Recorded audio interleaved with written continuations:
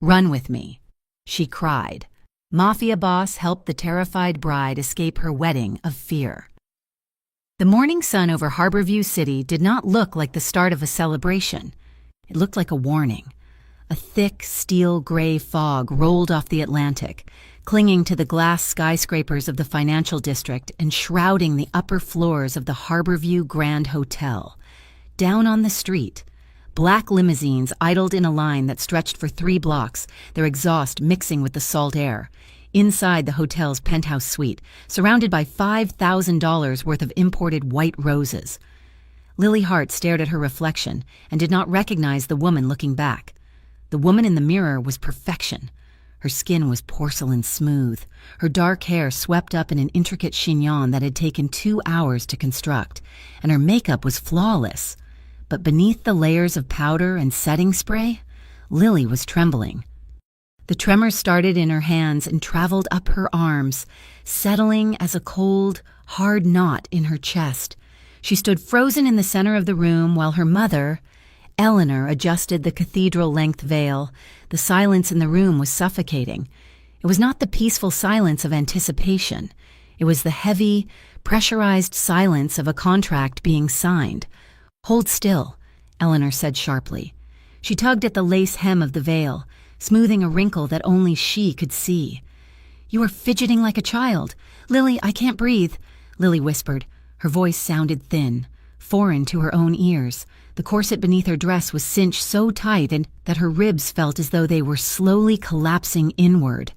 Every shallow breath was a labor.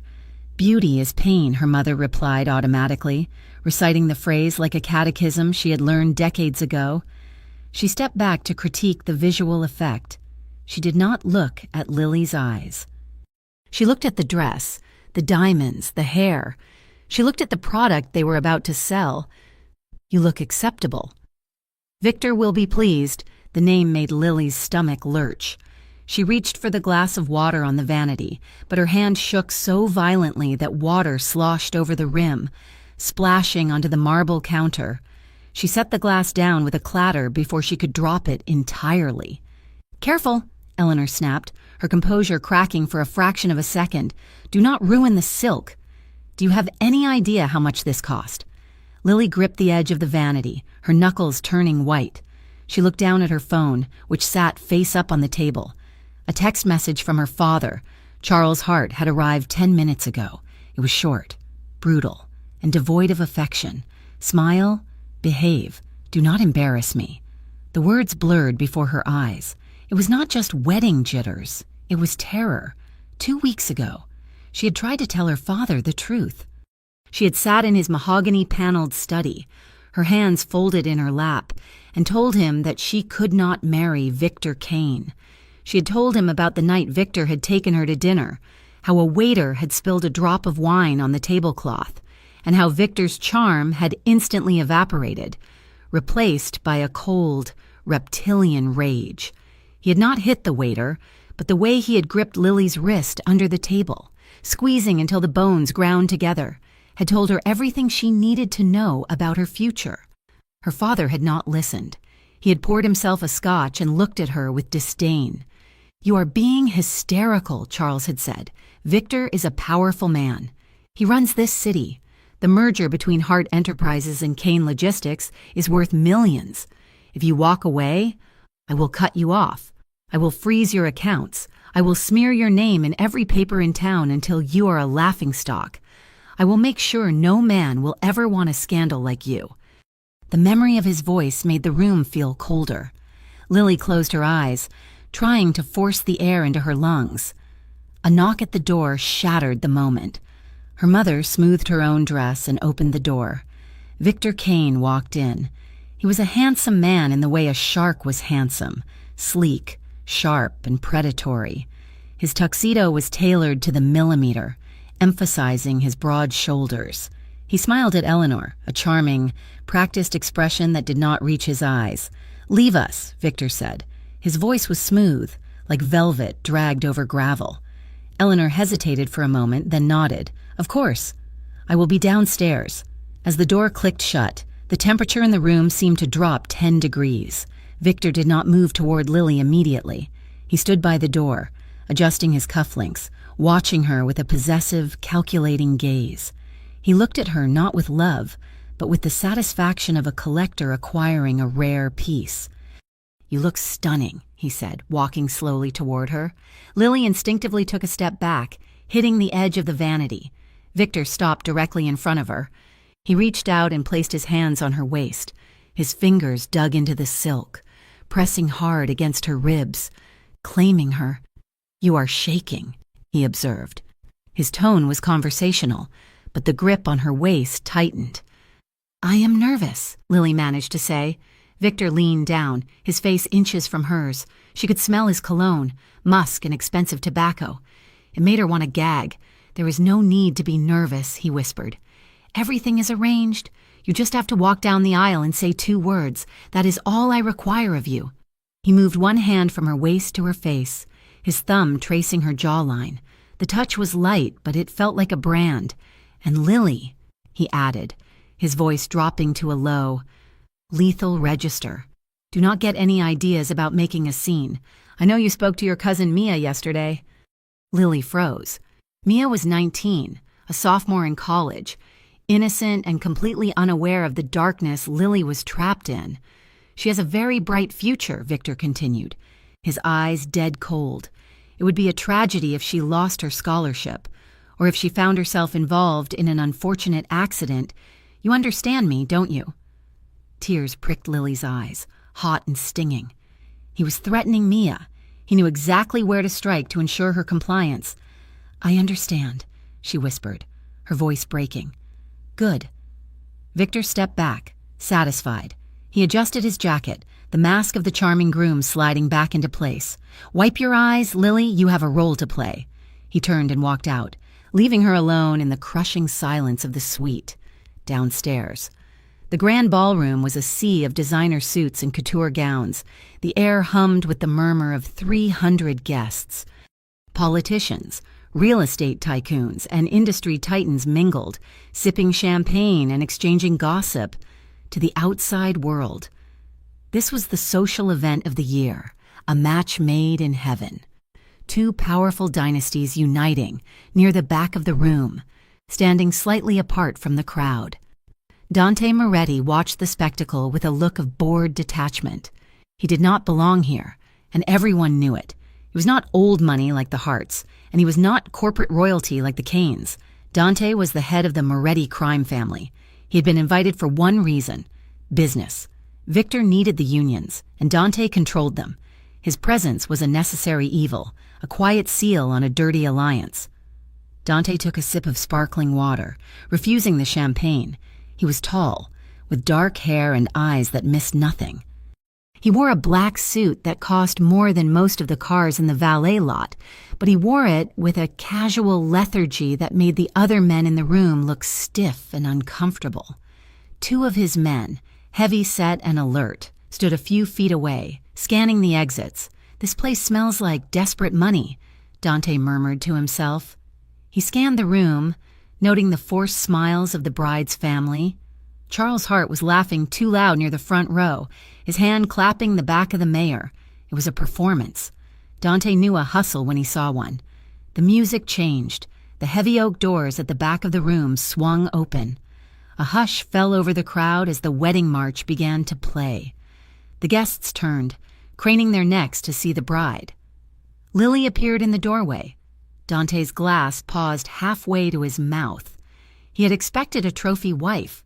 He had expected someone plastic and poised, eager to marry into Victor Kane's empire. What he saw was a woman walking to her execution. Lily moved down the aisle with a stiff, mechanical gait. Her face was pale, her eyes wide and dark against the white of her dress. She was beautiful, undeniably, but it was a haunted beauty. Dante watched her hands clutching the bouquet of white roses. Her knuckles were white.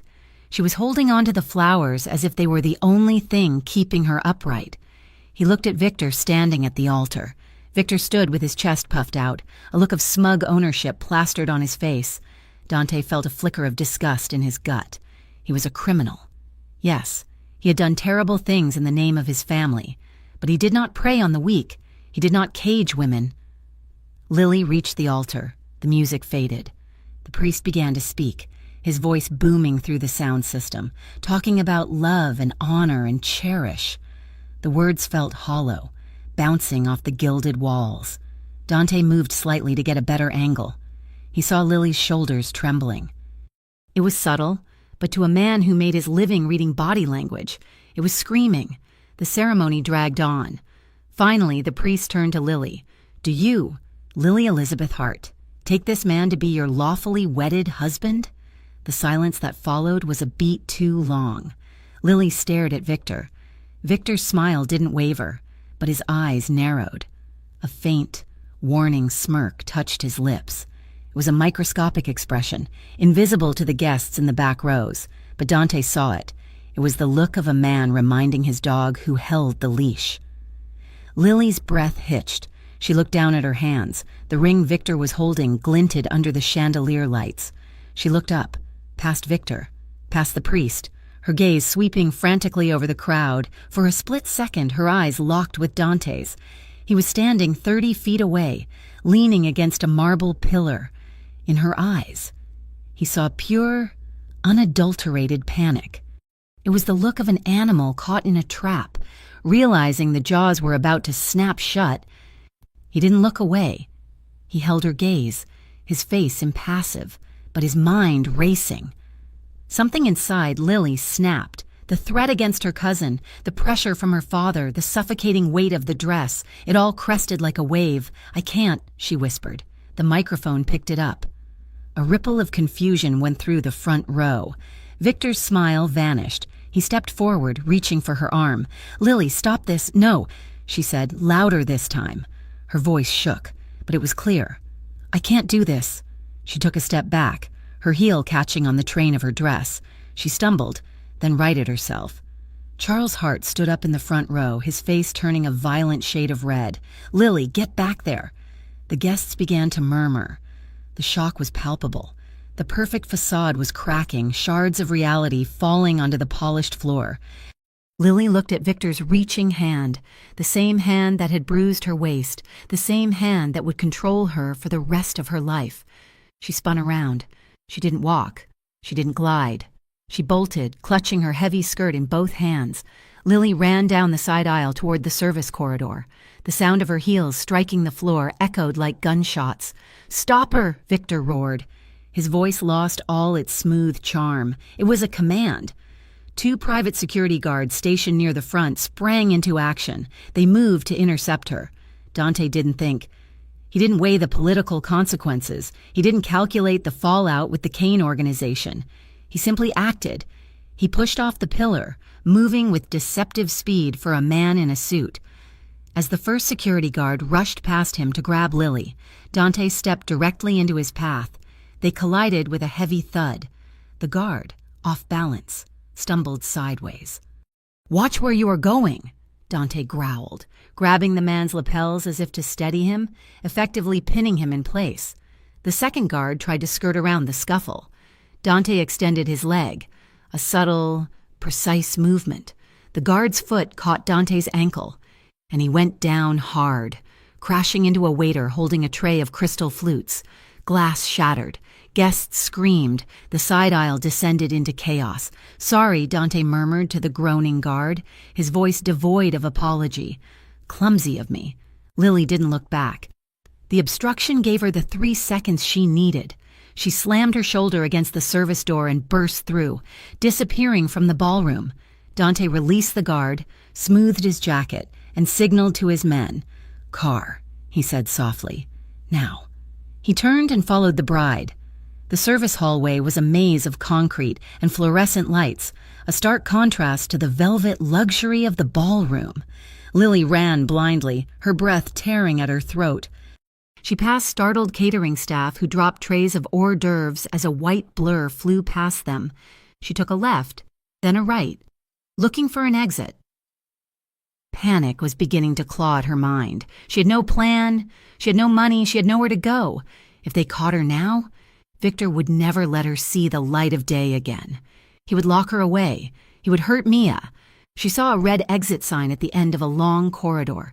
She sprinted toward it, slamming the crash bar with both hands. The door flew open and the cold, damp air of the outside world hit her face.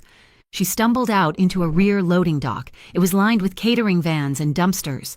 The gray sky pressed down on her.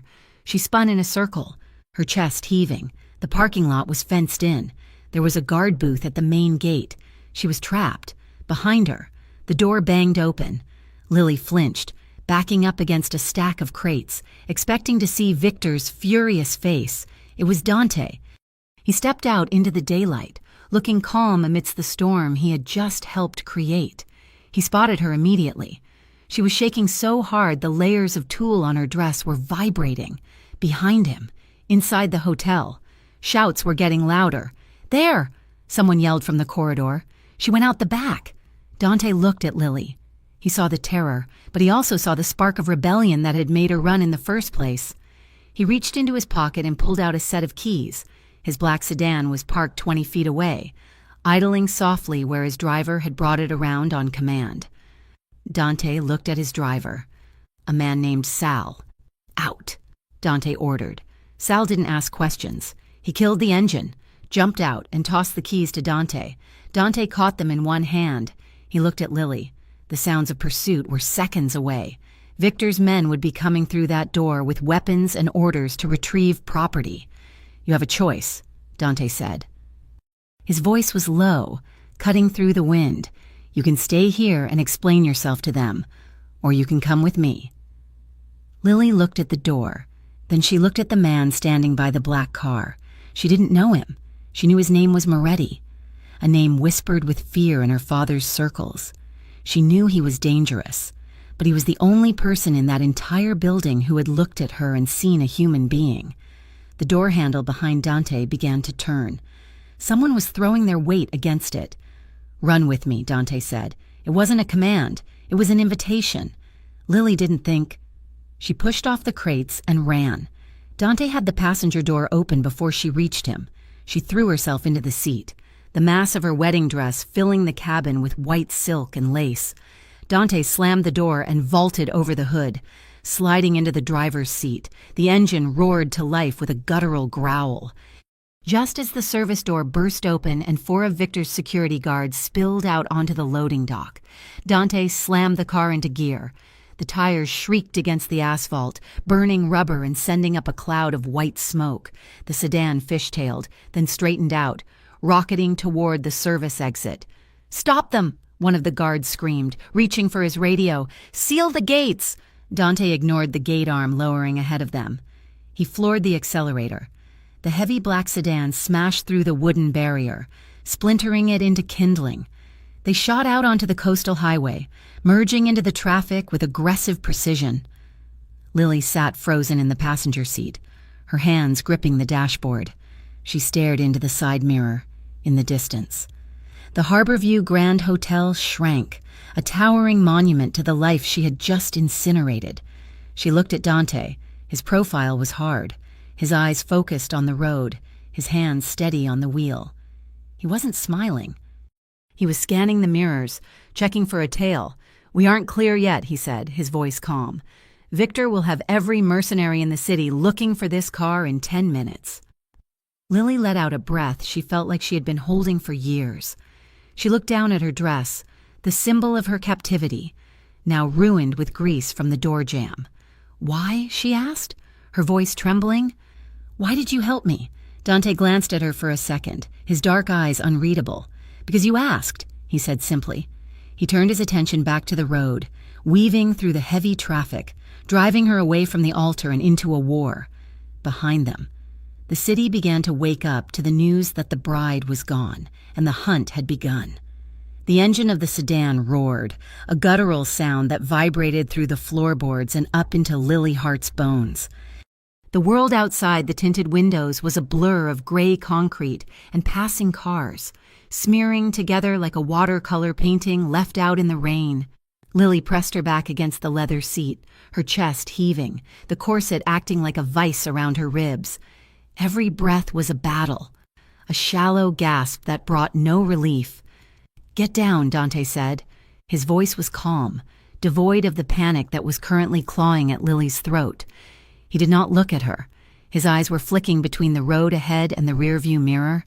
Lily blinked, her mind slow and sluggish. "What?" "Get down," Dante repeated, sharper this time. He reached over, his large hand pressing firmly on her shoulder, pushing her down toward the footwell. "We have company." Lily crumpled forward, burying her face in the mounds of tulle and silk that filled the cabin. From her position on the floor, she could feel the car surge forward, the acceleration pressing her into the carpet.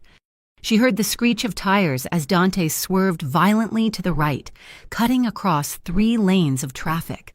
Horns blared in protest, a cacophony of anger that faded as they sped away. "Hold on," Dante warned. He cranked the wheel hard to the left.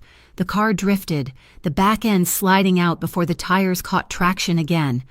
Lily squeezed her eyes shut, her hands gripping the ruined fabric of her dress. She could hear the distinct, aggressive hum of engines behind them. High-powered, angry engines. 2 black SUVs, Dante narrated, his tone sounding like he was discussing the weather. "They are aggressive. Victor must be offering a significant bonus today." He took a sharp turn down a narrow alley, the side mirrors barely clearing the brick walls. The car bounced over potholes, rattling Lily's teeth. She heard the sound of a trash can being clipped, sending it clattering into the street behind them to create an obstacle. "Are they still there?" Lily whispered into her knees. "Not for long," Dante replied. He navigated the labyrinth of Harborview's industrial outskirts with the precision of a man who knew every shortcut and blind spot in the city.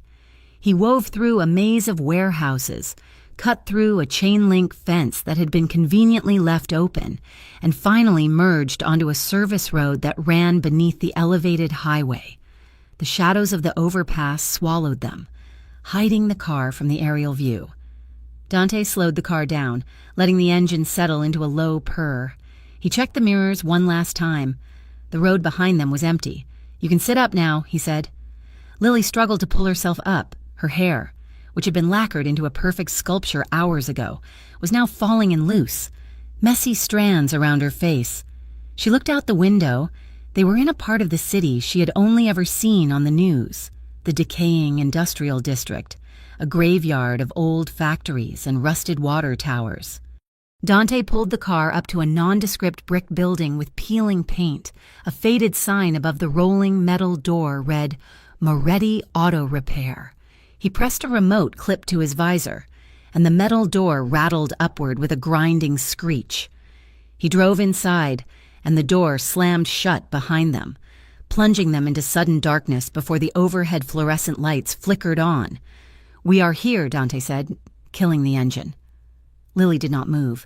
Her hands were shaking uncontrollably. The adrenaline that had fueled her escape was crashing, leaving behind a cold, hollow terror.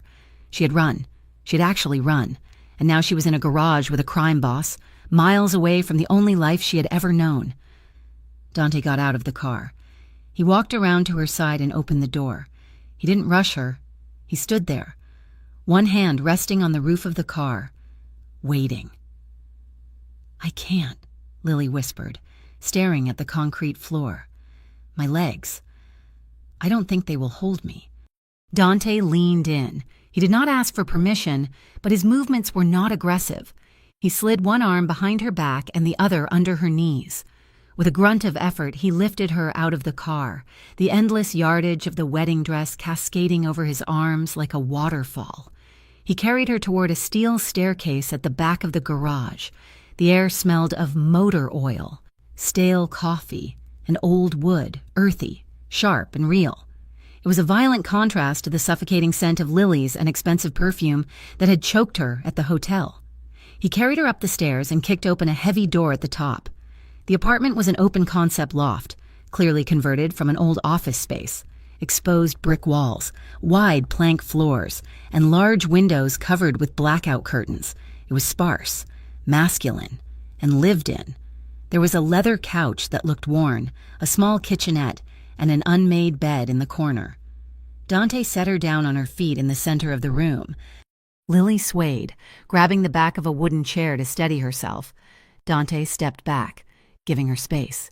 "I will get you some water," disappeared into the kitchenette. Lily stood frozen, The silence in the room was deafening. She looked down at the diamond engagement ring still on her finger. Victor's ring. A sob tore through her throat, sudden and violent, then another. She began to pace, the heavy dress dragging behind her, sweeping the dust from the floor. "What have I done?" she gasped, her hands flying to her mouth. "He will kill me. He will kill my father. He will kill everyone." Dante returned with a glass of water and a thick wool blanket. He set the water on the table and approached her. "Drink," he said. "I can't." She sobbed, backing away from him until she hit the brick wall. "You don't understand. You don't know him. I know exactly who he is," Dante said. His voice was gruff, but the edge of impatience was gone. He held out the blanket.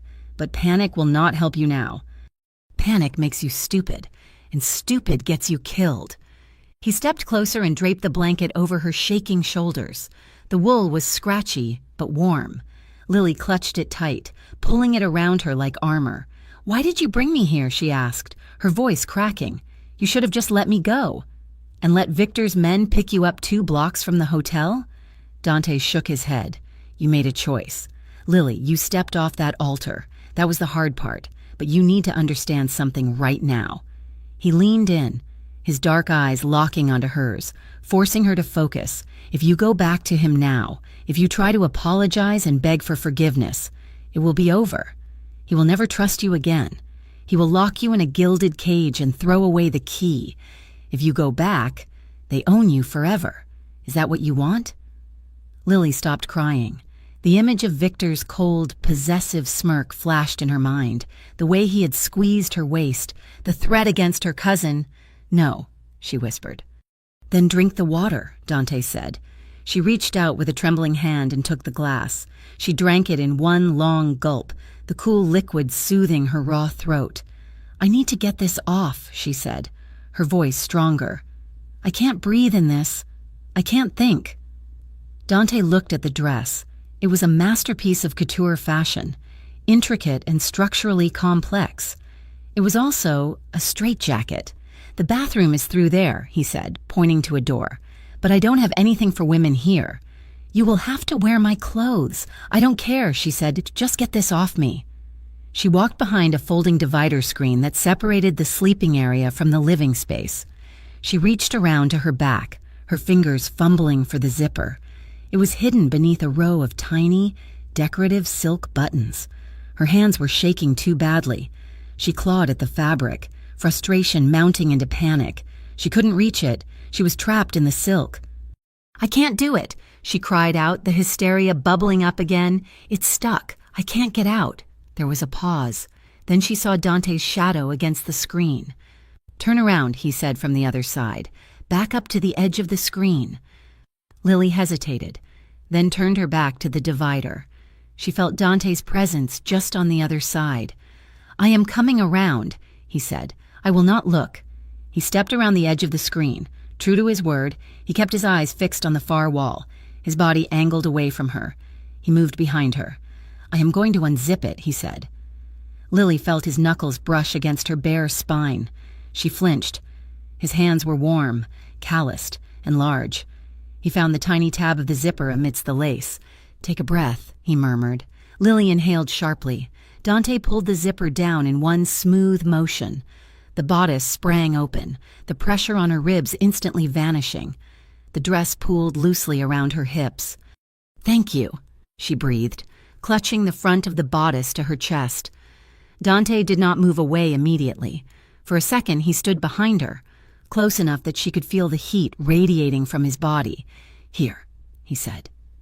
He reached over his shoulder, holding out a bundle of gray fabric without turning his head, a t-shirt and a pair of sweatpants. Lily reached for them. Her fingers brushed against his. A shock went through her, not static electricity, but something deeper, a jolt that started in her fingertips and zipped straight to her stomach. She saw Dante's hand freeze for a fraction of a second before he pulled away. "Get changed," he said, his voice rougher than before. "I will be in the front room." He walked away quickly, his footsteps heavy on the wood floor. Lily let the dress fall to the ground. She stepped out of the white pile of silk as if she were stepping out of a corpse. She pulled on Dante's clothes.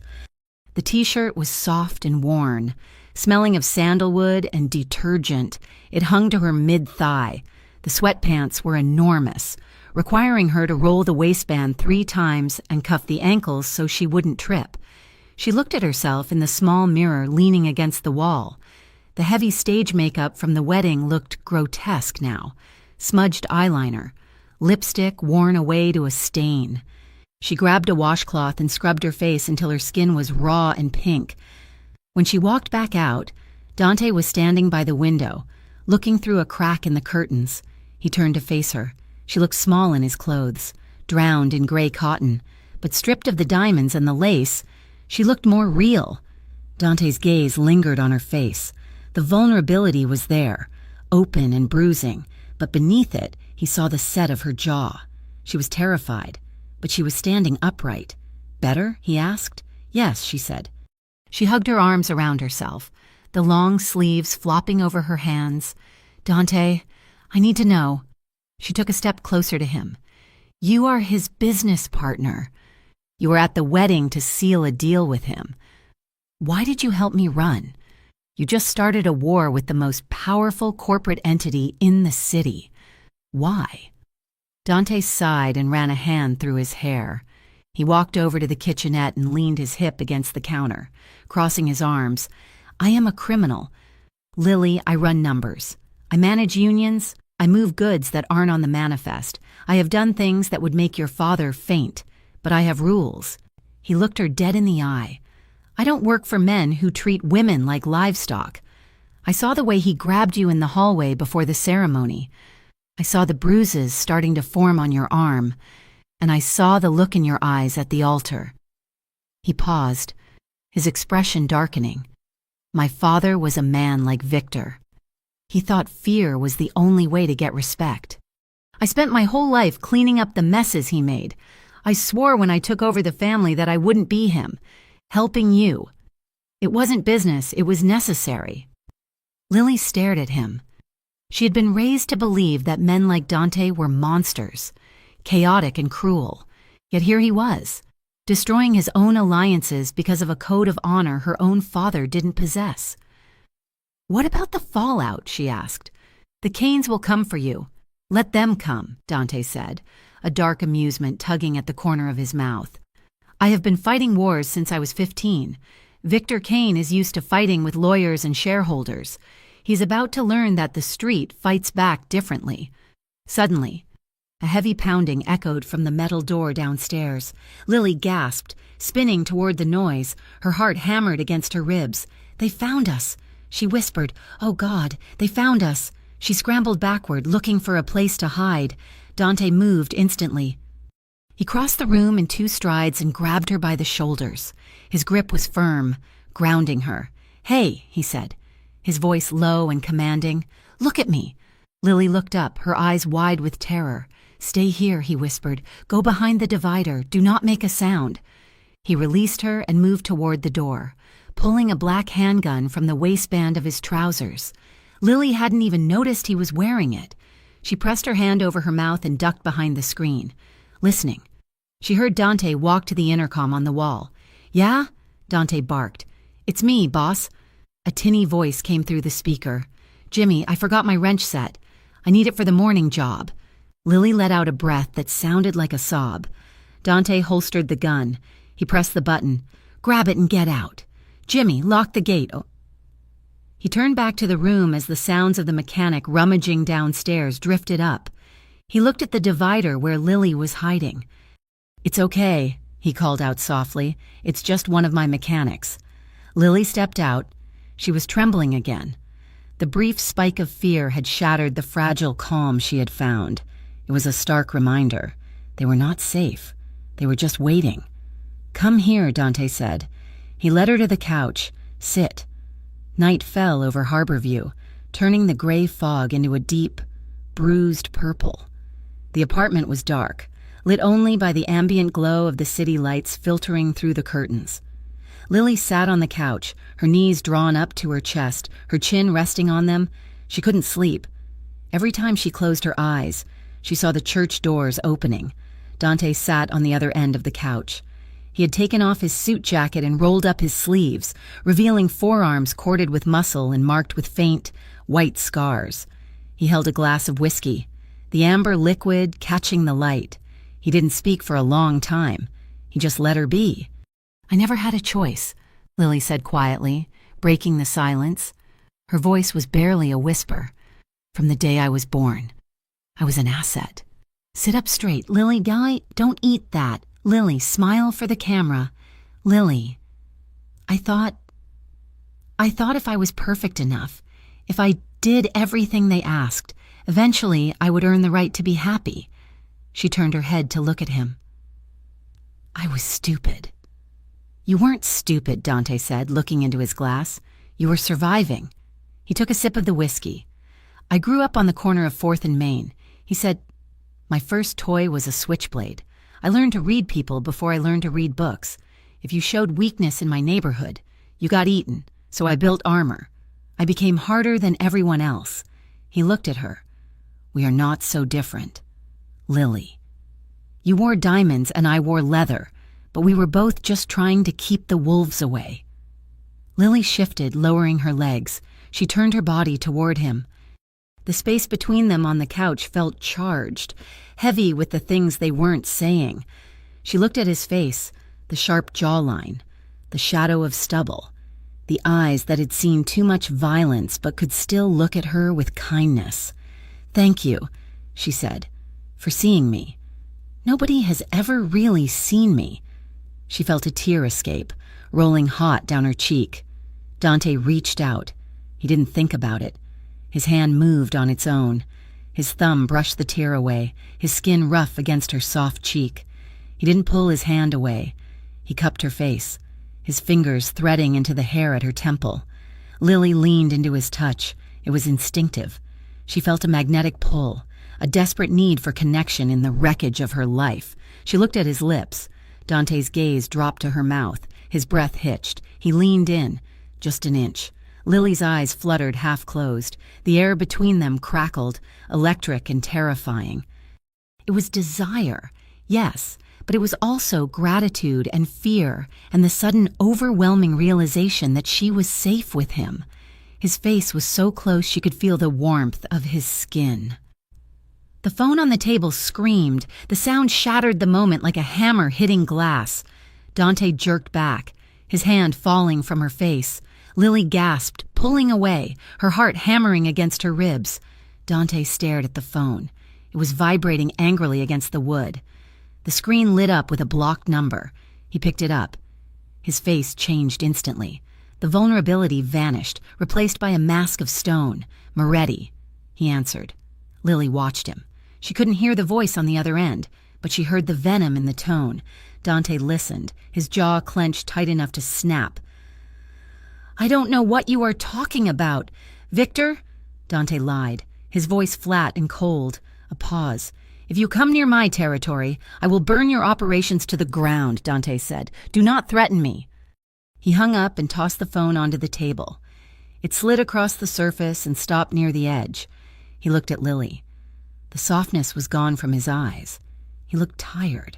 "That was him," Dante said. Lily nodded mutely. "He knows I was the one who blocked his security," Dante said. "He doesn't know for sure that you are with me, but he suspects. He is mobilizing everything he has. He just declared war on my family." He leaned forward, resting his elbows on his knees. "Lily, this is the reality. Staying with me makes you a target. I can protect you, but I cannot promise it will be pretty. We are going to be hunted." He looked at her, offering her the agency she had been denied her whole life. "You have to decide. Do you trust me enough to keep running, or do you want to call him back and negotiate?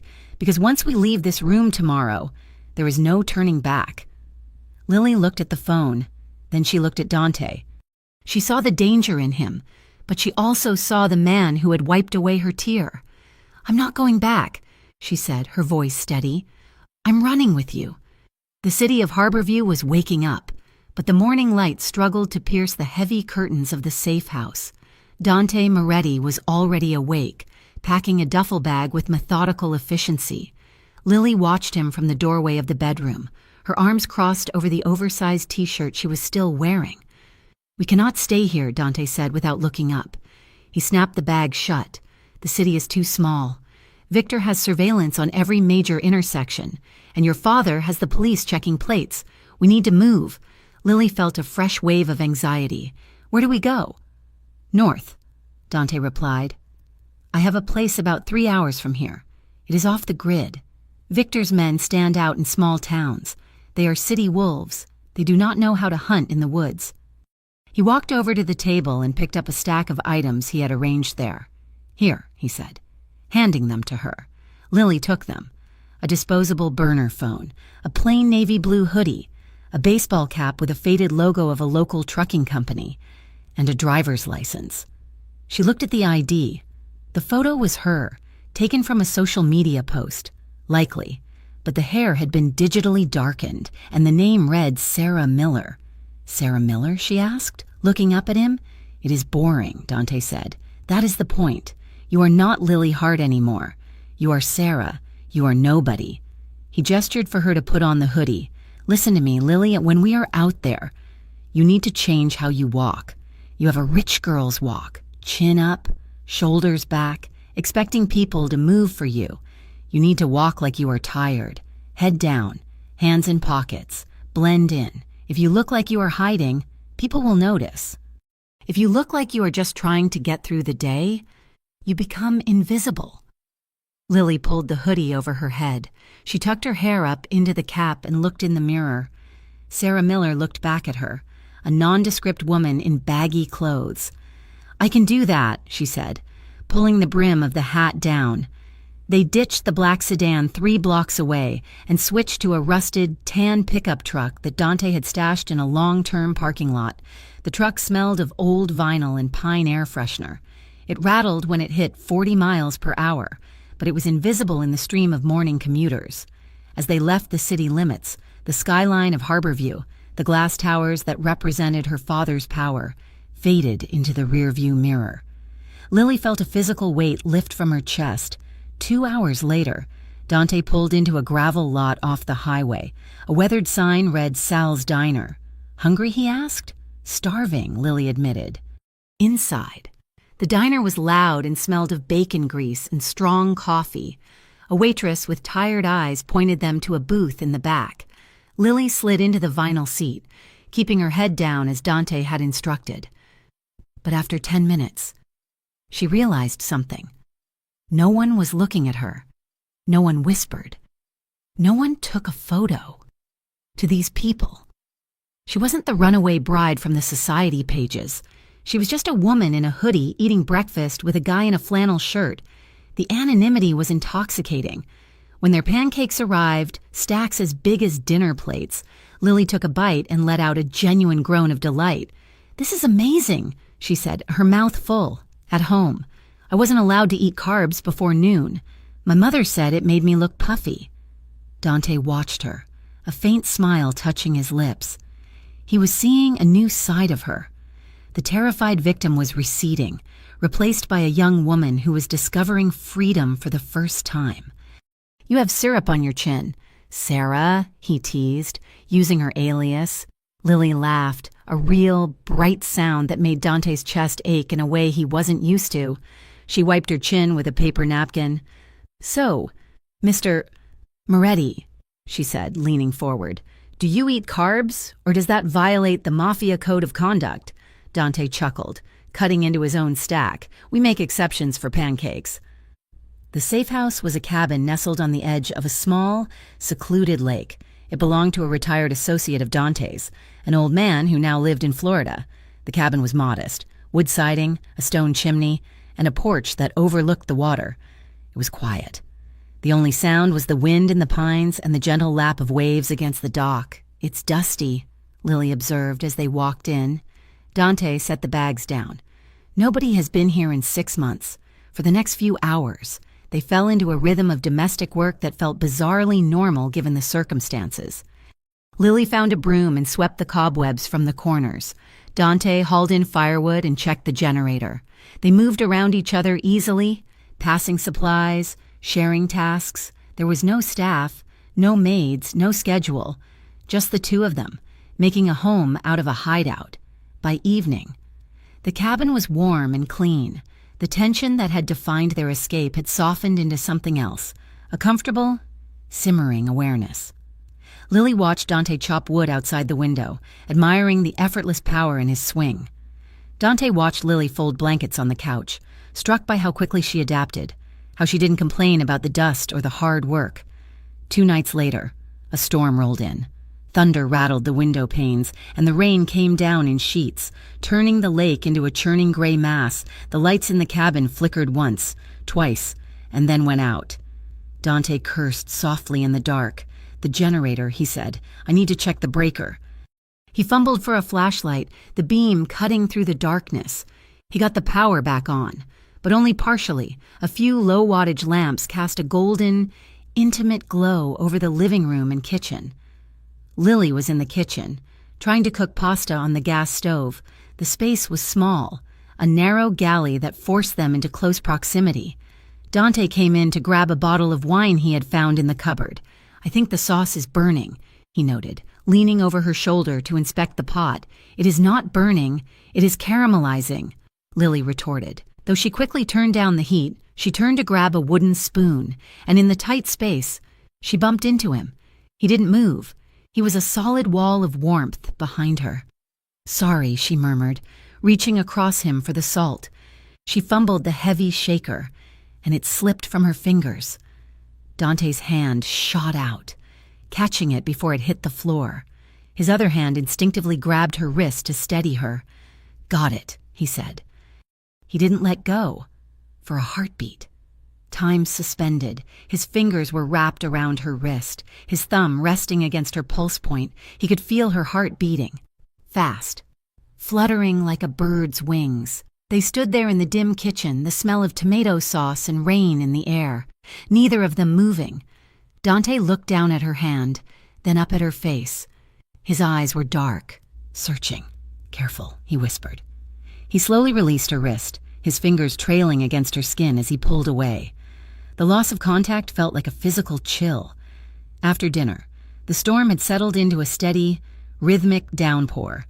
They sat in the living room, the remains of their meal cleared away. Lily found an old radio on the bookshelf and turned the dial until she found a station playing soft, crackling jazz. The music filled the small room, mixing with the sound of the rain. Lily stood in the center of the rug, swaying slightly to the melody. She felt bold. Maybe it was the wine, or maybe it was the way Dante had looked at her in the kitchen. "Dance with me," she said. Dante looked up from the fire he had been stoking. "I don't dance." "Lily." "Liar," she smiled. "Every Italian man knows how to dance. It's in the DNA, isn't it?" She held out a hand. "Come on. Unless you are scared, I will step on your toes."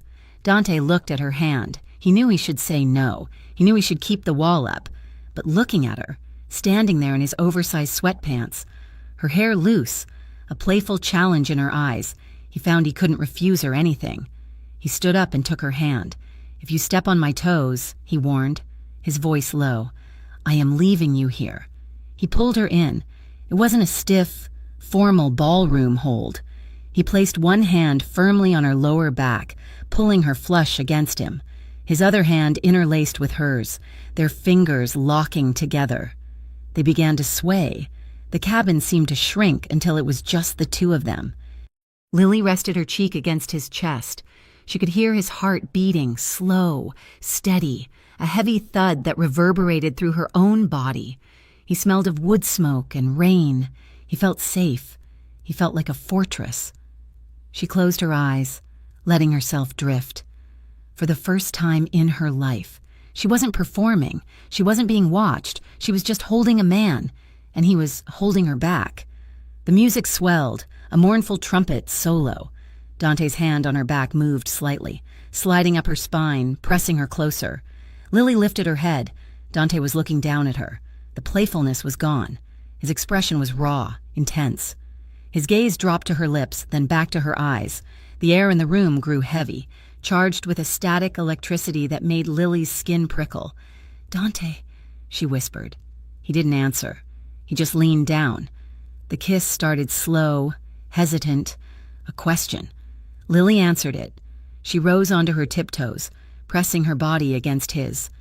Her free hand came up to cup his jaw, her fingers sliding into the hair at the nape of his neck. Dante groaned low in his throat. The sound vibrated against her lips. His hesitation shattered. His arm tightened around her waist, lifting her slightly, crushing her to him. The kiss deepened, becoming urgent, hungry. It was a release of days of terror, adrenaline, and the unspoken pull that had been there since he grabbed her hand in the parking lot. His hand slid up her back, tangling in her hair. Her fingers curled into the fabric of his shirt, pulling him closer, wanting to merge with him. They broke apart, gasping for air, their foreheads resting against each other. Lily's heart was hammering so hard she thought it might bruise her ribs. Her lips felt swollen, tingling. She pulled back slightly, looking at him. Reality crashed back in. The last man she had been this close to was Victor. The memory of his possessive touch, his cold threats, flooded her mind. "I'm scared," she admitted, her voice trembling. Dante stiffened. He pulled back, putting a few inches of space between them. "Of me?" he asked, his voice rough. "No," Lily said quickly, "not of you, of this, of falling for another powerful man." She looked down at his chest. "My whole life.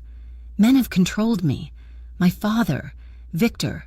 They used love as a weapon. They used it to keep me in line. I don't know how to do this without being afraid that I am just trading one cage for another." Dante reached out and tilted her chin up. His eyes were fierce, burning with sincerity. "Lily, look at me." She met his gaze. "I am not them," he said. "I will never own you. I will never tell you who to be." He took a step back, dropping his hands to his sides. "I won't touch you again," he vowed, "not unless you ask me to. Not unless you are sure. Your yes is yours to give, always. It will never be taken." Lily looked at him, tears welling in her eyes. It was the most romantic thing anyone had ever said to her. He was giving her the one thing she had never had: control. "Thank you," she whispered. 200 miles away, in a glass-walled office in Harborview, Victor Kane was not dancing. He was pacing. Charles Hart sat in a leather chair, looking pale and aged. "I spoke to the police commissioner," Charles said, his voice weary. "We are spinning it. We are telling the press Lily had a mental break, that she was unstable. We are hinting that she might have been manipulated by a criminal element. The narrative is that she needs help, not that she ran away." "Good," Victor snapped. "Paint her as the victim. It makes her easier to reclaim." He turned to the other man in the room, a freelance contractor named Silas, a man with cold eyes and no fingerprints. "What do you have?" Victor demanded. Silas tapped a tablet on the desk. "Moretti is smart," Silas said. "He ditched his car. He switched phones, but he made a mistake. He has a network of safe houses, mostly under shell companies. We found a recurring payment for property taxes on a cabin up north. It was paid by a mechanic who works for Moretti." Victor looked at the map on the tablet. "A red pin dropped on a remote lake. It's isolated," Silas said. "Perfect for hiding or for disappearing. Find them," Victor ordered. "Do not engage Moretti yet. Just confirm the location. I want to be the one who knocks on the door." Back at the cabin, the morning sun was bright and unforgiving. The storm had passed, but the air felt heavy. Dante was on the porch, his burner phone pressed to his ear. He was listening to his second-in-command. "Sal, we got a problem." "Boss?" Sal's voice crackled. "What is it?" Dante asked, his eyes scanning the tree line. "One of the guys at the garage." He got sloppy. "He accessed the digital records for the cabin to check the tax status last week. We think someone was monitoring the network. Victor's contractors might have flagged the IP." Dante felt a cold knot of dread form in his stomach. "How long ago?" "Maybe a few hours. We aren't sure." Dante hung up. He walked back into the cabin. Lily was in the kitchen, making coffee. She looked up, smiling when she saw him, but the smile faded when she saw his face. "What's wrong?" she asked, setting the mug down. "They found the region," Dante said. "They don't know the exact cabin yet, but they know we are near the lake. It is only a matter of time before they start knocking on doors." Lily's face went pale. We have to run again. Dante shook his head. No, we can't keep running. Lily, if we run now, we are just delaying the inevitable. Victor has resources we don't. He will chase us to the ends of the earth. He walked over to the table and spread out a map of Harborview. We have to go back. Back? Lily whispered. To the city? It is the only way, Dante said. We need leverage. We need to end this. We need to get into Victor's files and find the evidence that can put him away. We have to stop being the prey and start being the hunters. Lily looked at the map. She looked at her shaking hands. She thought about the cabin, the peace, the way Dante had held her. She didn't want to go back to the fear, but she knew he was right. Okay, she said, her voice stealing. Let's go get him. Harborview City at night was a different beast than the one Lily Hart had known from the back seat of a chauffeured limousine. From behind the tinted glass of her former life, the city had been a blur of golden lights and distant pedestrians. Now, on the pavement, it was loud, gritty, and smelled of exhaust and damp concrete. Lily adjusted the brim of her navy blue baseball cap, pulling it lower over her eyes. She wore a pair of stiff denim jeans and a dark windbreaker that rustled softly as she walked. Beside her, Dante Moretti blended seamlessly into the shadows. He wore a black canvas jacket and a gray beanie, his backpack slung over one shoulder. He looked like any other shift worker heading home after a long night, not a crime boss planning to rob one of the most powerful men in the state. Stay close, Dante murmured, his voice barely audible over the sound of a passing bus. Lily nodded, her hand brushing against his arm. Her heart was hammering a frantic rhythm against her ribs. Every police siren that wailed in the distance made her muscles tense. Every pedestrian who glanced their way felt like a spy for her father. She recognized this street 2 months ago. She had shopped at the boutique across the road, surrounded by sycophants who carried her bags. Now, she was sneaking through the alley behind it, a fugitive in her own kingdom. They reached the rear service entrance of the Kane Logistics headquarters. It was a monolithic tower of glass and steel that pierced the fog, a monument to Victor's ego. Dante pulled his burner phone from his pocket. He typed a quick message to his associate, a hacker named Silas who was operating from a basement 5 miles away. Camera loop in 3, 2, 1, Dante whispered. The red light on the security camera above the door blinked once, then turned a steady, unblinking green. Silas had frozen the feed. Dante swiped a cloned keycard, created from data Silas had scraped from a careless employee, and the heavy steel door clicked open. They slipped inside, and the heavy thud of the door closing behind them felt like the lid of a coffin sealing shut. We have 10 minutes before the system resets the encryption, Dante said, checking his watch. We need to be on the 30th floor and back out before then. They took the service elevator. The ride up was silent, the tension in the small metal box thick enough to taste. Lily watched the numbers climb. 10, 20, 30. The doors opened onto a hallway lined with plush gray carpet and modern art that cost more than most people earned in a decade. It was quiet, the air conditioned to a sterile chill. This way, Lily whispered. She took the lead, for the first time since they had met. She was not the one following. She knew this building. She knew that Victor liked his office to face the harbor so he could watch his ships come in. She knew he kept the blinds drawn on the west side because the afternoon sun glared off his monitor. They reached the double mahogany doors of the CEO's office. It was locked. Dante reached into his pack for a decoder, but Lily shook her head. She reached for the keypad mounted on the wall. He won't use a random number, she said softly. He's too arrogant. He thinks he owns time. She hesitated for a second, her finger hovering over the keys. Then she typed in 4 digits, 0, 5, 2, 1. May 21st, she explained as the lock buzzed and the light turned green.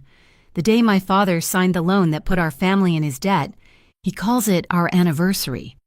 Dante looked at her, a flicker of dark anger in his eyes at the cruelty of the man they were fighting. Then he nodded, a silent acknowledgement of her strength. They pushed inside. The office was vast, smelling of leather and lemon polish. Dante moved to the desk, booting up the computer. "I need the physical drive," he said. "The cloud files will be encrypted." But Silas said there is a hard backup. "Victor is paranoid. He keeps a copy of everything offline. Where would it be?" Lily scanned the room. She walked past the wall safe. "Too obvious," she muttered. She went to a heavy antique globe standing in the corner. It looked decorative, a piece of old-world charm in a modern room. But Lily remembered a dinner party where Victor had bragged about the world being hollow if you knew where to press. She ran her fingers along the equator of the globe. There was a tiny, imperceptible latch near the coast of Brazil. She pressed it. The globe split open with a hydraulic hiss. Inside, nestled in black velvet, sat a silver hard drive and a stack of manila envelopes. "Got it," Lily breathed. She grabbed the drive and the photos. She flipped through the top one, a grainy image of Victor shaking hands with a known human trafficker on a dock in Miami. This was it. This was the nail in the coffin. Suddenly, the hum of a heavy machine echoed from the hallway. Dante's head snapped up. "Cleaning crew," he hissed. "They are early." The sound of a heavy floor polisher was getting closer, accompanied by the squeak of rubber wheels and the murmur of voices. They were seconds away from the door. "We can't go out," Lily whispered, panic rising in her throat. Dante scanned the room, the conference room. He ordered. He grabbed her hand and pulled her into the adjoining private conference room, separated from the main office by a wall of frosted glass. They slipped inside just as the main office door swung open. Dante pulled Lily into the narrow space behind a tall metal filing cabinet in the corner. He pressed her back against the wall, his body covering hers to shield her from view. They froze. Through the frosted glass, the beams of flashlight swept across the darkened office. The cleaning crew had entered. "Did you leave the light on?" a voice asked, muffled by the glass. "No. Must have been Mr. Kane," another voice replied. "Just empty the trash and do the floors. Hurry up. I want to go home." Lily stood rigid, her breath caught in her lungs. Dante was pressed chest to chest with her, crowding her into the shadows. There was no space between them. She could feel the hard line of his chest, the solid strength of his thighs against hers. The flashlight beam swept over the glass wall of the conference room, illuminating them in a hazy, fractured silhouette. Dante moved his hand, covering Lily's mouth gently to stifle even the sound of her breathing. His other arm was braced against the wall by her head, boxing her in. His face was inches from hers, in the semi-darkness. His eyes were locked on hers, intense and alert. She could feel his heart pounding against her chest, a rapid, steady rhythm that matched her own. The heat between them spiked. It wasn't just fear anymore. It was a raw, undeniable awareness. The scent of him, rain, adrenaline, and that faint sandalwood soap filled her senses. The cleaner moved closer to the conference room door. The handle turned. Lily squeezed her eyes shut, her hand gripping Dante's jacket. Dante's muscles coiled, ready to spring, ready to fight his way out if he had to. "Locked," the cleaner muttered. "Forget it. Do the carpets." The handle was released. The sound of the vacuum cleaner roared to life, drowning out the silence. They stood there for what felt like an hour. Though it was only 5 minutes, the vacuum whirred, bumped against the desk, and finally faded as the crew moved to the hallway. The lights in the main office clicked off. Silence returned. Dante slowly lowered his hand from her mouth. He didn't step back. There was nowhere to go. Lily opened her eyes. She looked up at him. The adrenaline was still coursing through her veins, hot and electric. She saw the same fire in his eyes, the relief of survival mixed with something darker, hungrier. She didn't weigh the consequences. She just needed to know that they were alive. She reached up, grabbing the lapels of his jacket, and pulled him down. She kissed him. It wasn't gentle. It was hard, urgent and desperate. It was a reclaiming. It was Lily taking something for herself in the middle of the enemy's fortress. Dante froze for a split second, surprised, before a low groan vibrated in his chest. He responded with equal intensity.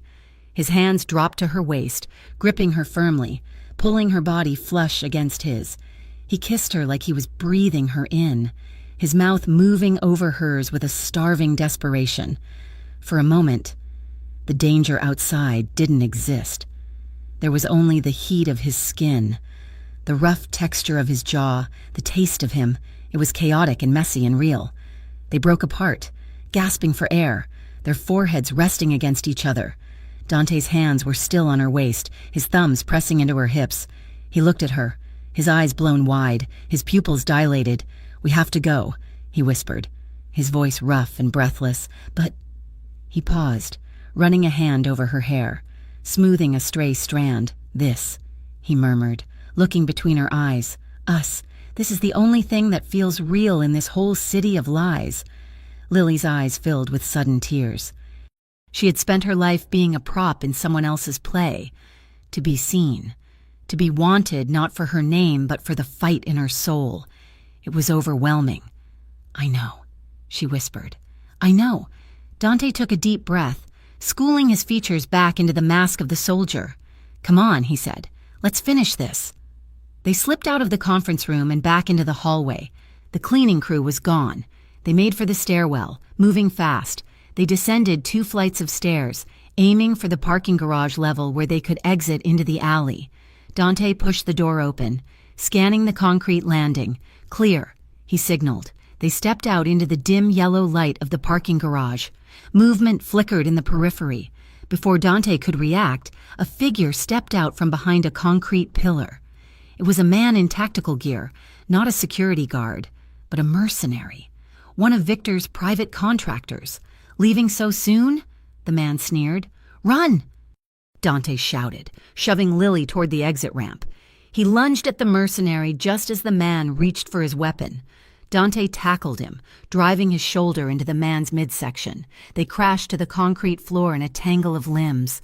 Lily stumbled back, clutching the backpack with the hard drive. She looked toward the exit, then back at Dante. The mercenary was bigger, heavier. He threw Dante off, landing a heavy boot to Dante's ribs. Dante grunted, rolling away and springing back to his feet, his face bloodied. The mercenary drew a knife, the blade gleaming under the fluorescent lights. Dante put up his fists, bouncing on the balls of his feet. "Go, Lily, I'm not leaving you," she screamed. The mercenary slashed at Dante. Dante dodged, weaving back, but the tip of the blade caught his cheek, opening a gash. Dante countered with a sharp jab to the man's throat, but the mercenary absorbed the blow and grabbed Dante's arm, twisting it violently. Lily looked around frantically. Her eyes landed on a red fire extinguisher mounted on the wall. She didn't hesitate.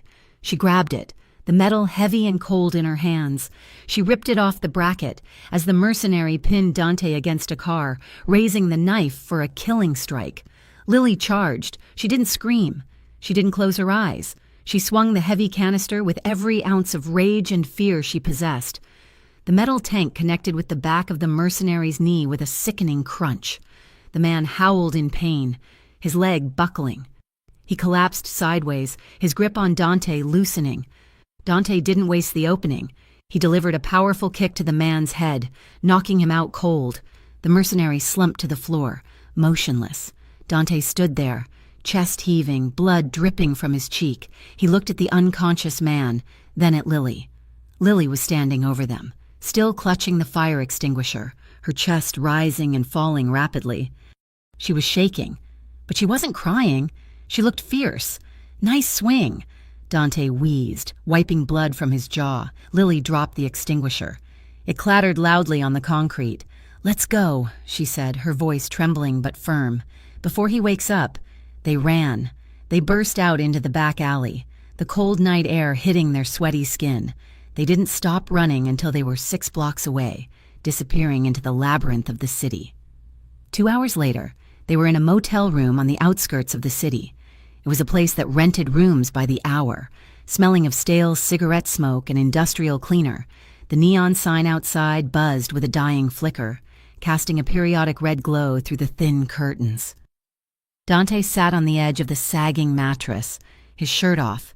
His torso was bruised, and blood had dried on his cheek and down his arm where the knife had grazed him. Lily came out of the small bathroom carrying a damp washcloth and a bottle of rubbing alcohol she had bought at a 24-hour pharmacy. "Sit still," she said softly. She stood between his legs, dabbing the cloth against the cut on his cheek. Dante hissed through his teeth as the alcohol stung. "Sorry," she whispered. "It's fine." He grunted. She moved to his arm. The gash was long but shallow. She cleaned it with steady hands. The adrenaline had faded, leaving behind a bone-deep exhaustion and a raw, exposed vulnerability. As she worked, Dante watched her. He watched the way her brow furrowed in concentration. He watched her hands that had once only held champagne flutes, now tending to his wounds. "You could have left," Dante said quietly. "In the garage. You had a clear path to the door." Lily paused, the cloth hovering over his skin. She looked up at him. "I told you," she said. "I'm not running without you." Dante let out a long, shaky breath. He reached out with his uninjured hand and took hers, stopping her ministrations. "I was scared." "Lily," he admitted. His voice was low, stripped of all bravado. "When that knife came out, I wasn't scared of dying. I've made my peace with that a long time ago. I was scared that I was going to fail you, that I was going to bleed out on that floor and leave you alone with him."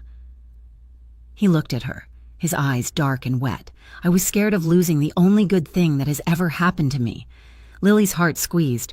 She dropped the cloth on the floor. She didn't step back. Instead, she stepped closer. She moved until her legs pressed against the mattress. Then, she climbed onto his lap, straddling him, her knees resting on the bed on either side of his hips. She faced him, her hands coming up to cradle his face. She ran her thumbs over his cheekbones, careful to avoid the cut. "You didn't fail me," she whispered. "You saved me." She leaned in and kissed him. This time, it wasn't frantic. It was slow, it was deep and achingly tender. It was a kiss that tasted of blood and rubbing alcohol and promises. Dante's hands settled on her waist, holding her steady. He didn't pull her closer.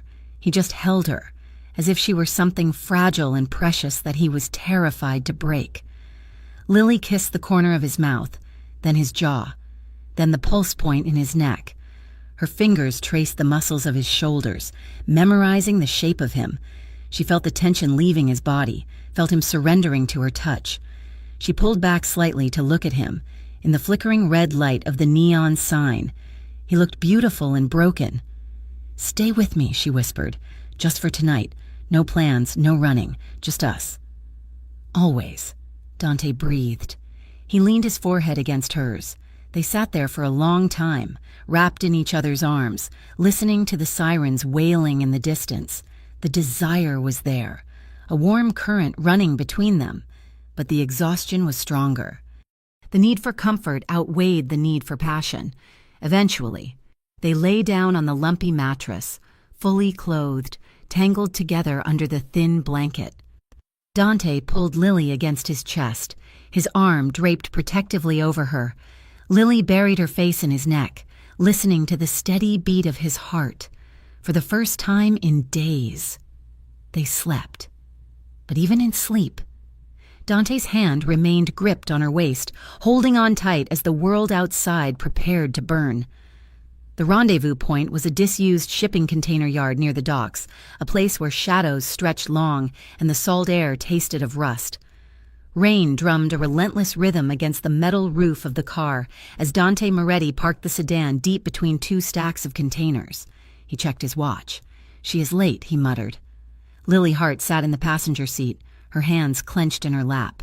She was wearing the oversized hoodie Dante had given her, the hood pulled up to hide her face.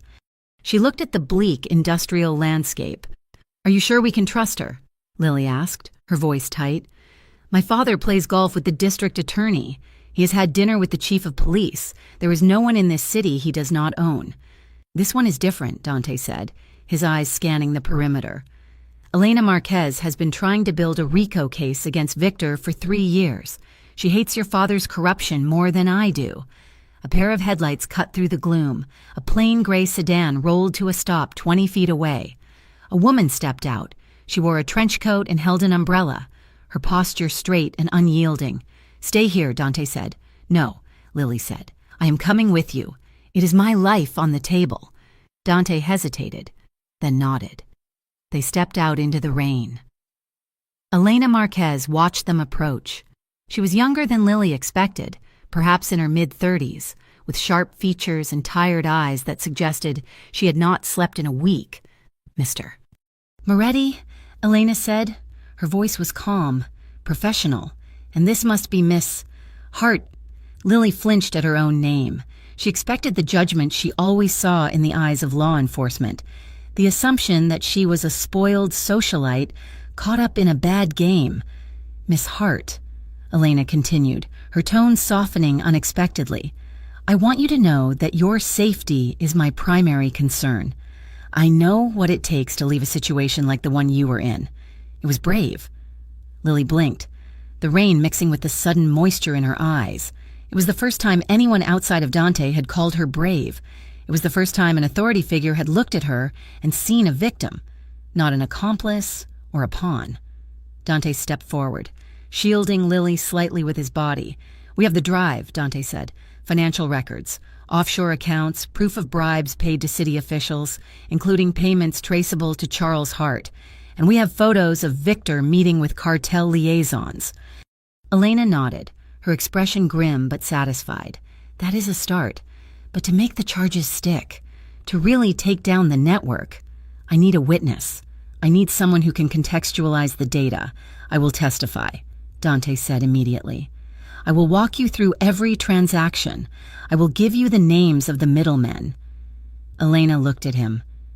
"You know what that means, Dante? You will be admitting to your own complicity. You will be burning your bridges with the families. You will never be safe on the street again." "I know the cost," Dante replied, his voice hard. "I want limited immunity for the past crimes, and I want full witness protection." Elena nodded slowly. "We can discuss terms. And for Lily," Dante added, his voice dropping, becoming fierce. "I want her name cleared of any involvement. I want her placed in a separate protection program, somewhere far away, somewhere Victor cannot reach. She walks away clean. That is the deal." Lily looked up at Dante. He was negotiating away his freedom, his reputation, everything he had built, just to ensure she could disappear. Elena looked between them, sensing the current of emotion. "We can do that," Elena said. "I have a safe apartment ready in the city. It is off the books. We can stash you there tonight while we process the evidence and draw up the paperwork. But we have to move fast. Victor is already pulling strings. The safe apartment was a sterile, 2-bedroom unit in a high-rise building that catered to corporate travelers. It was secure, anonymous, and cold." While Dante paced the living room, checking the windows and monitoring his encrypted phone, Lily sat at the small kitchen table. She felt a strange cocktail of emotions, relief that it might finally be over, and a hollow ache at the thought of the separate protection program Dante had demanded. He was planning to send her away. He was planning to save her by leaving her. Across the city, in the opulent study of the Hart estate, Victor Kane was not defeated. He was listening. A junior agent on Elena's task force, a man with a gambling debt that Victor had purchased 2 months ago, had just sent a text message. "Moretti is talking. He's cutting a deal. He's offering up the whole network." Victor stared at the phone. A vein pulsed in his temple. He did not throw the glass of scotch in his hand. He set it down with terrifying precision. Charles Hart sat opposite him, looking pale. "What do we do? If he testifies—" "He won't testify," Victor said, "because by tomorrow morning, Dante Moretti will not be a witness. He will be a pariah." Victor picked up another phone. He made 3 calls. He did not call his lawyers. He called the heads of the other 3 crime families in the tri-state area. He told them a lie that was designed to spread like wildfire. He told them that Dante Moretti was an informant who had been working for the FBI for months. He told them Dante was selling out everyone, their routes, their safe houses, their children to save his own skin and run off with a girl. In the criminal underworld, betrayal was a capital offense. Victor had just put a bounty on Dante's head that every hitman from here to Chicago would want to collect. Back at the safe apartment, the atmosphere had shifted from tense to poisonous. Dante's phone had been buzzing non-stop for the last hour. Messages from his captains, messages from his allies, all of them angry, all of them accusing. Traitor. Rat, you're dead. Dante stared at the screen, his face pale. Victor had outmaneuvered him. He had turned Dante's army against him. The burner phone rang again. It was Elena. Dante answered it, walking into the bedroom and closing the door partially, trying to shield Lily from the chaos. Lily, feeling the walls closing in, stood up. She walked toward the bedroom door, intending to ask if they were compromised. She stopped when she heard Dante's voice. He was shouting, his tone desperate and angry. "I don't care about the leak," Dante yelled. "We're running out of time. Victor knows." There was a pause as Elena spoke on the other end. Dante raked a hand through his hair, turning away from the door. "Listen to me." "Elena," he snapped. "I do not care what happens to me. I will give you everything. I will give you the drive, the photos, the names. I will give you Lily if that is what it takes to end this. Just get the paperwork ready." Lily froze. The blood drained from her face. She stepped back, her hand flying to her mouth. She had missed the context. She had not heard Elena asking if Lily was willing to testify on the stand. She had not heard Dante confirming that he would hand over Lily's cooperation because he knew she wanted to fight. All she heard was, "I will give you Lily if that is what it takes." The trauma of the last month crashed over her. Her father had sold her to Victor for political influence. Now, Dante was selling her to the FBI to save his own deal. It was all a transaction. She was just currency. Dante hung up the phone and turned around.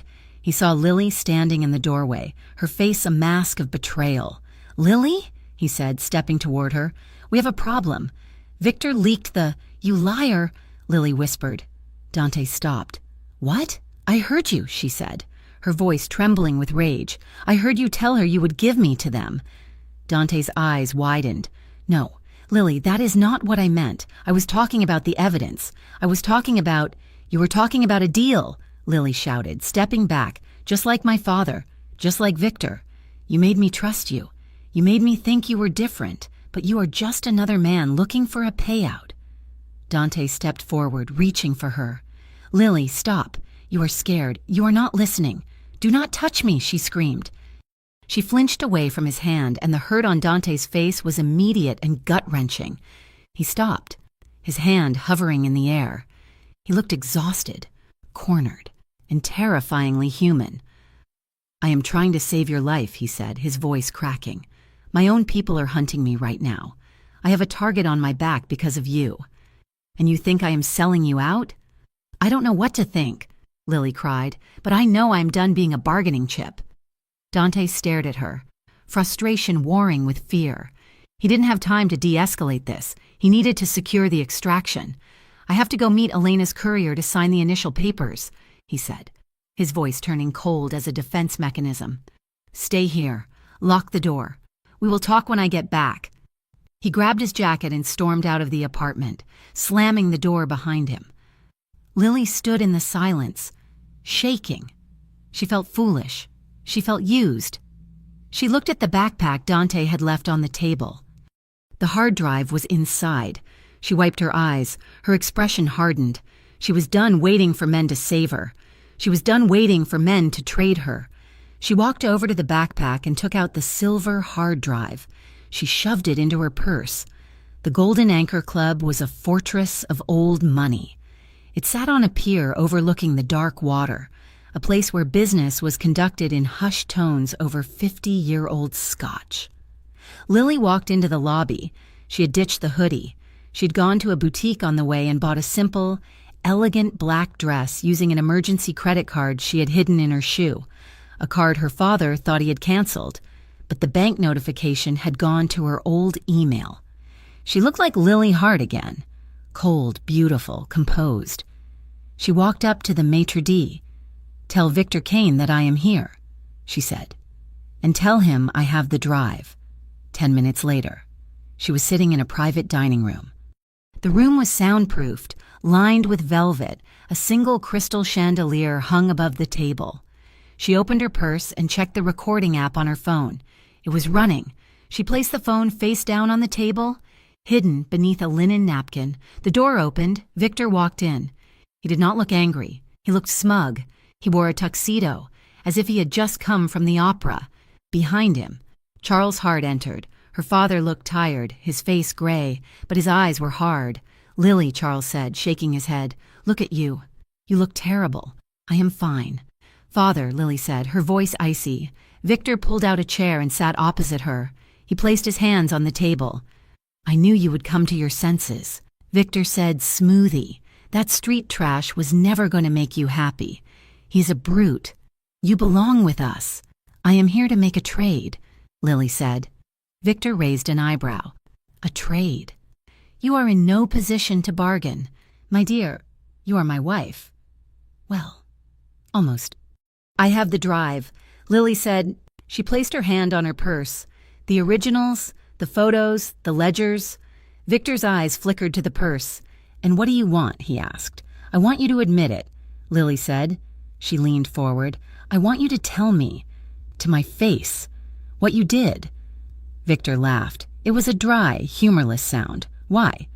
Does it make you feel better to hear it?" "Yes." Lily lied. "I want to know exactly what I am marrying into.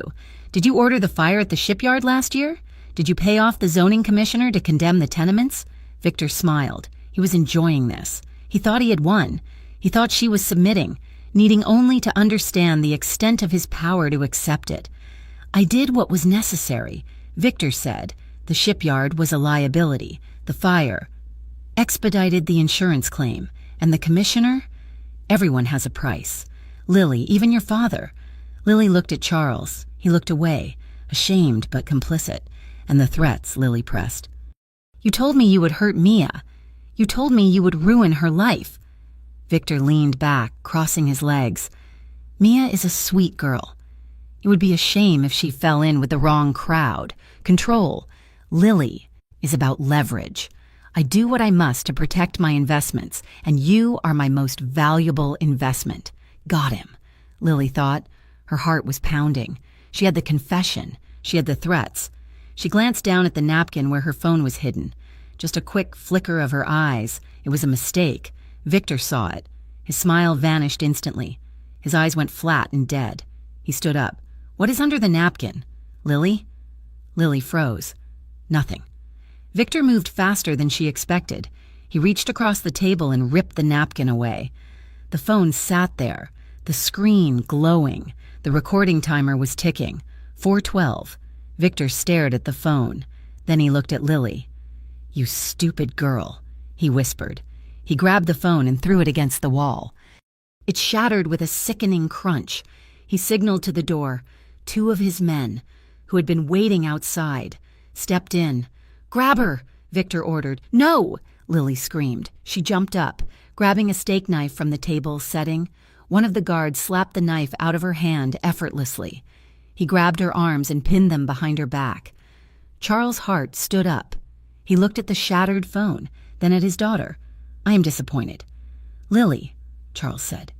His voice was cold, devoid of any fatherly warmth. "After everything we have done for you, you are so ungrateful." Victor walked over to her. He gripped her chin, forcing her to look at him. "You wanted a confession?" he hissed. "Here is one.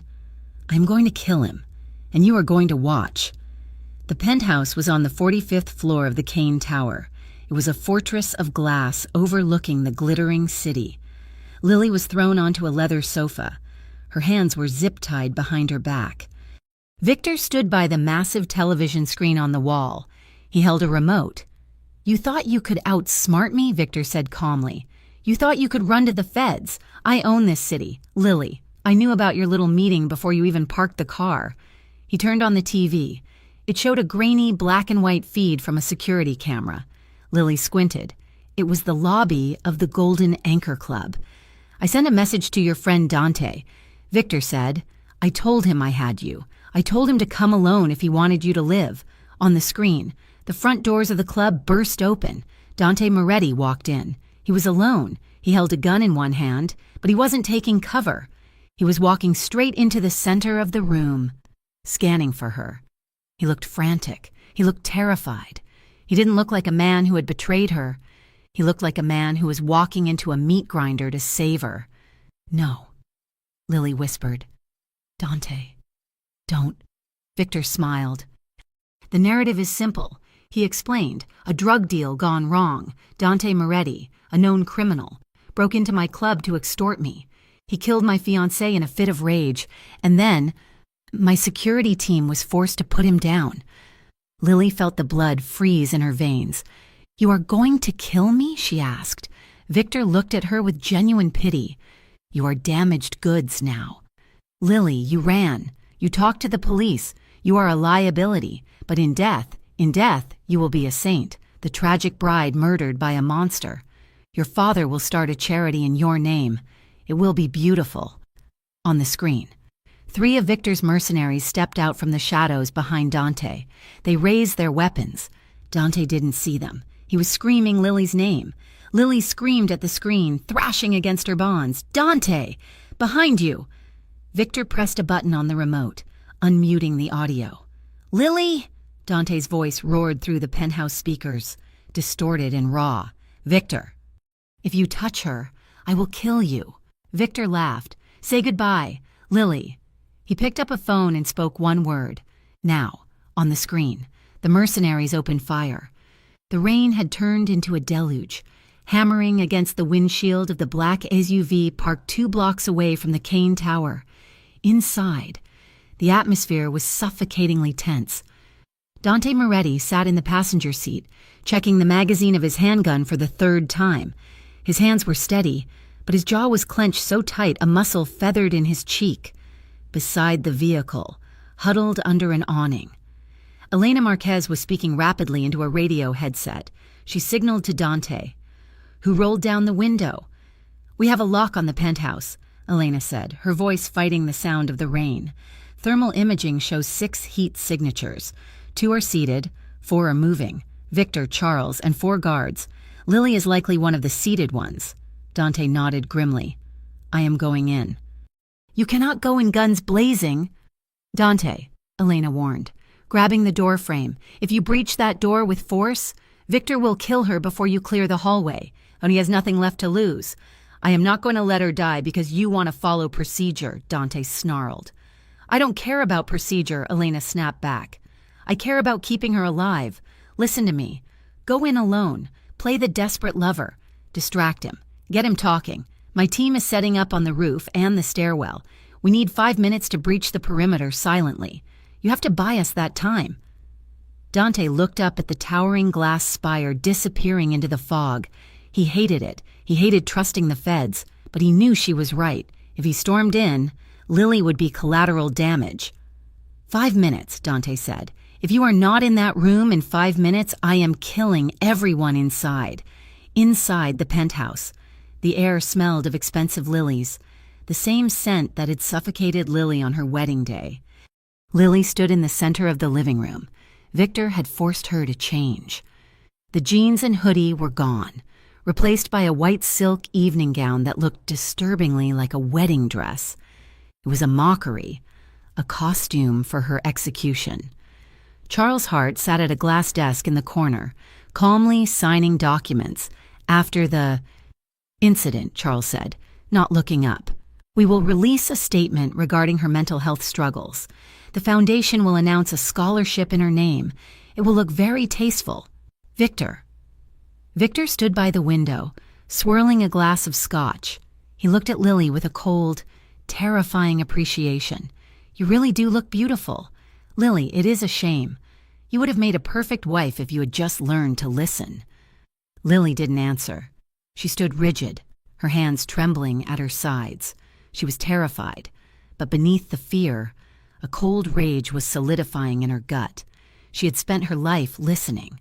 Look where it had gotten her. The elevator chime echoed through the silent apartment. Victor smiled. Right on time. The door slid open. 2 armed guards stepped out, flanking Dante. Dante walked in. He had left his gun with Elena's team.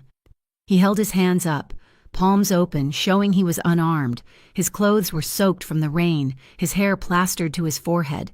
He didn't look at Victor. He didn't look at Charles. His eyes locked immediately onto Lily. The moment their gazes met, The air in the room seemed to ignite. In his eyes, Lily saw a chaotic mix of rage, guilt, and a fierce, burning determination. He was apologizing. He was promising. He was telling her to be ready. "Dante," Lily whispered. "Well, well," Victor said, turning from the window. "The knight in shining armor. Although you look a bit wet. Let her go." "Victor," Dante said. His voice was low, dangerous. "This is between you and me. You want to settle a score? Fine. Here I am. Let her walk out." Victor laughed. "You think you are in a position to negotiate. You are a traitor. Moretti? You betrayed your own code. You sold out your family for a skirt." "I didn't sell anyone out," Dante said, taking a slow step forward. Charles looked up from his papers. "Even if you kill us, Dante, you lose. The narrative is already written. You are the obsessed stalker who kidnapped my unstable daughter. When the police find the bodies, you will be the monster, and we will be the grieving victims." Dante's eyes flicked to the clock on the wall. 4 minutes left. I recorded everything. Dante lied smoothly. "The meeting with Elena? I had a backup wire. I sent the audio files to 3 major news outlets 10 minutes ago. If I don't send a kill code in the next hour, they go live." Victor's smile faltered. "You are lying," Victor sneered. "Am I?" Dante challenged. "Do you want to bet your empire on it? The human trafficking, the bribes, the threats against Lily's cousin? It is all there." Lily saw Victor's hand tighten on his glass. He was cracking. His ego was his weak point. She took a breath. She had to help him. "He is right, Victor," Lily said, her voice cutting through the tension. She stepped forward. "You are so arrogant you didn't even check for a second wire. You are sloppy." Victor spun on her. "Shut up. You are weak," Lily continued, her voice rising. "You need my father's money to stay afloat. You need his political connections because you can't run your own business. You are just a bully in a suit." Victor's face turned purple. He smashed the glass on the floor. "I made you," he roared. "I own you." He marched toward her, pulling a silver handgun from his jacket. He grabbed her arm, shoving the barrel into her ribs. "I will kill you right now," Victor screamed, spitting the words. "I will watch the light go out of your eyes." Dante moved. He didn't lunge yet. He took a step closer, his hands raised in a placating gesture, but his body was coiled like a spring.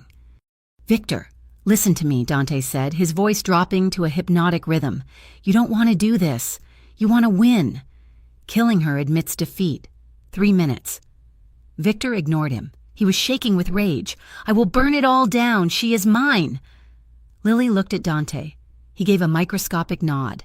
Lily remembered the self-defense move Dante had taught her in the cabin kitchen, laughing as they demonstrated on a sack of flour. Twist, kick, drop. She didn't hesitate. Lily twisted her body violently against the grain of Victor's grip. At the same moment, she drove the heel of her shoe into his kneecap with every ounce of strength she possessed. Victor howled, his leg buckling. His grip on the gun loosened for a fraction of a second. Lily slapped his hand away. The gun went off. The shot was deafening in the enclosed space. A floor-to-ceiling window shattered, raining glass onto the carpet. Dante lunged. He hit Victor like a freight train, tackling him to the ground. The gun skittered across the floor. "FBI, drop your weapons!" The service doors burst open. Elena's team poured into the room, tactical lights blinding the guards. Chaos erupted. Victor's guards opened fire. The FBI returned it. Dante was rolling on the floor with Victor, grappling for control. Victor managed to pull a second, smaller pistol from his ankle holster. Dante saw the glint of metal. He didn't try to disarm him. He saw Lily standing exposed in the middle of the room. "Get down!" Dante screamed. He threw himself off Victor and lunged toward Lily, covering her body with his own just as Victor fired. 2 shots rang out. Dante jerked violently. He groaned, a guttural sound of pain, and collapsed, dragging Lily down with him behind an overturned heavy oak table. "Dante!" Lily screamed. She scrambled to her knees. Dante was lying on his back. A dark stain was spreading rapidly across the white shirt at his side. "Stay low," Dante gasped. His teeth gritted in agony. "Keep your head down." "No, no, no," Lily sobbed. She pressed her hands against the wound, trying to staunch the flow. The blood was hot and sticky. It seeped through her fingers. "Hold on," she begged, tears streaming down her face and dripping onto his cheeks. "Please, Dante, don't leave me. You promised." The gunfire stopped. "Clear!" a voice shouted. Lily didn't look up. Her world had shrunk to the man bleeding out on the carpet. Dante reached up.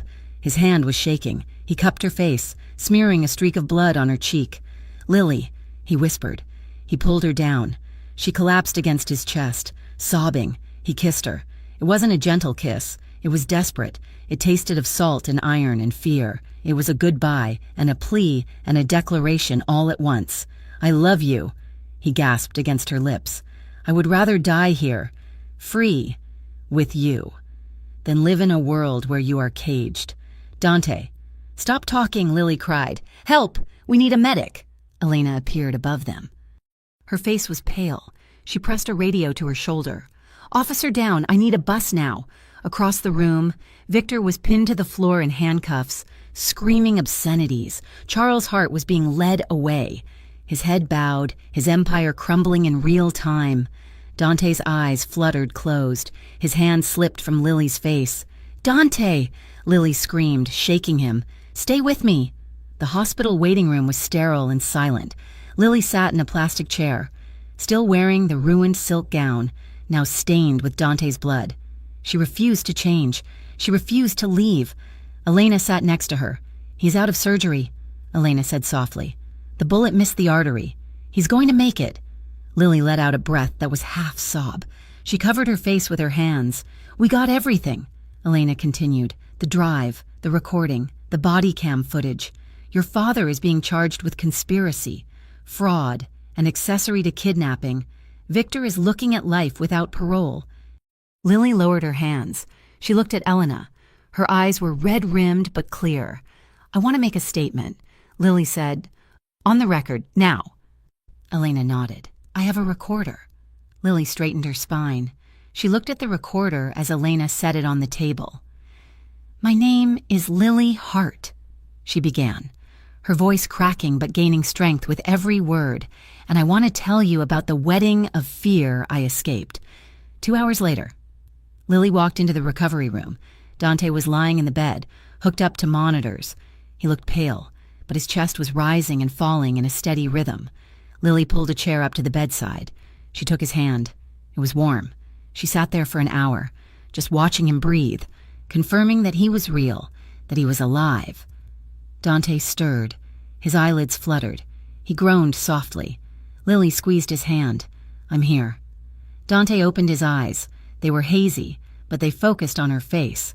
A slow, weak smile spread across his lips. "Hey," he rasped. "Hey yourself." Lily half laughed, half sobbed. She leaned in and kissed his forehead, then his cheeks, and finally, gently, his lips. "You idiot," she whispered against his mouth. "You almost died." "Worth it?" Dante murmured. "I'm not running anymore." "Dante," Lily whispered, resting her forehead against his.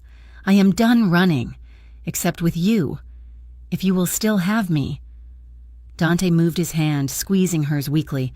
"Try and stop me," he said. 6 months later, the town of Clearwater Creek was small, quiet, and 1,000 miles away from Harborview. It was a place where people didn't lock their doors, and the biggest news was the high school football game.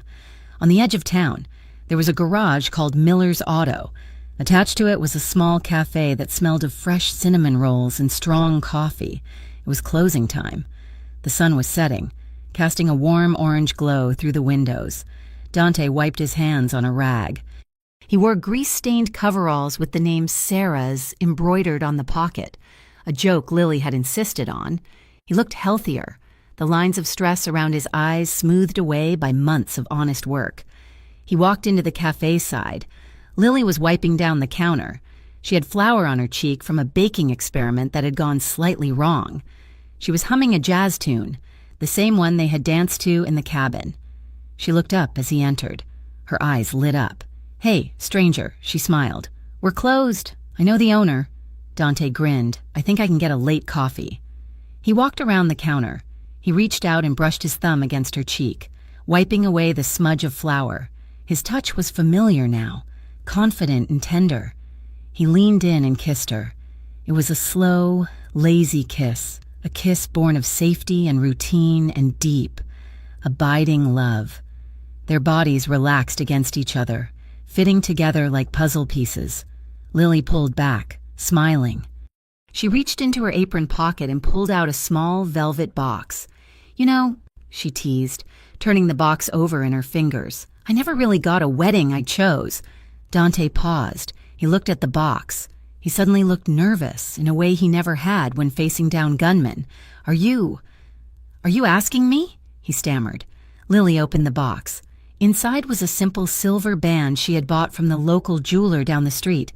"Dante," she said softly, "do you want one now? A real one?" Dante looked at her.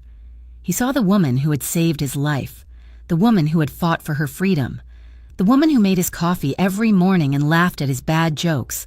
He took the ring. He slipped it onto his pinky finger. It was too small for his ring finger, but he didn't care. "Yes," he said. Lily stepped close, pressing her forehead to his. She wrapped her arms around his waist. "Every day I choose you," she whispered. "That is my wedding." Dante wrapped his arms around her, holding her tight against his chest. They stood there in the dim light of the cafe, surrounded by the smell of flour and oil. Two damaged people who had built something beautiful out of the wreckage.